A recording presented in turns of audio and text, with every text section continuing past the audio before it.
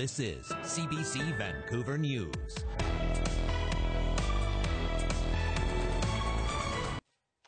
An annual Jehovah's Witness convention brought thousands to downtown Vancouver this weekend, but not everyone was there to support the group. As the CBC's Mickey Cowan reports, some were there instead to shed light on historic allegations against some church members globally.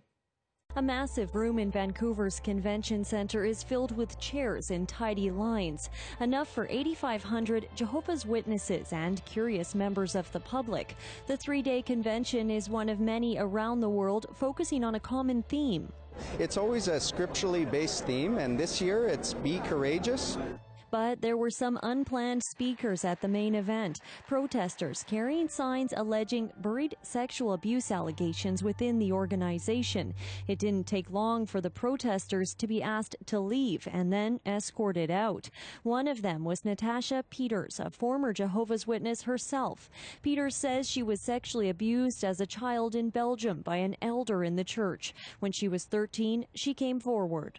I told my mom, she said, it's your voice against his. I needed to have two witnesses to my aggressions. Do you think pedophiles take two witnesses when he abuses a kid? Peters is referring to something called the two-witness rule. It requires a second witness aside from the victim to confirm abuse actually happened. The Royal Commission of Australia issued a report on this subject 6 months ago. It found the Jehovah's Witness rule causes victims to feel unsupported and allegations to be dismissed. That rule is a big reason why these protesters are here, but religious representatives at the conference say they don't know about it. You haven't heard of that rule? No, I have not heard of that rule, no. Harrison says the church is strictly for spiritual matters. Abuse, if that was the case, that would be a matter for the secular authorities, in which case we would hand it over to them.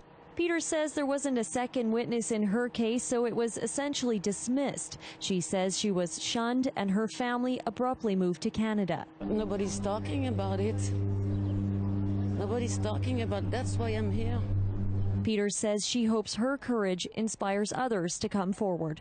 Mickey Cowan, CBC News, Vancouver. How many does it take? How many does it take? At the Vancouver Convention Centre, protesters were escorted out of a Jehovah's Witness meeting. The small group criticizing the group for policies they say protect child sexual abusers. Jehovah's Witnesses used the so-called two-witness rule, which requires there to be two witnesses to any abuse.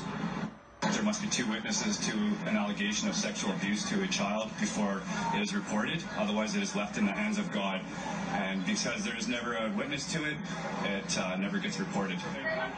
The group is made up mostly of former Jehovah's Witness members. Protesters say the Me Too movement needs to catch up to predatory behavior in religion, as well as entertainment and politics.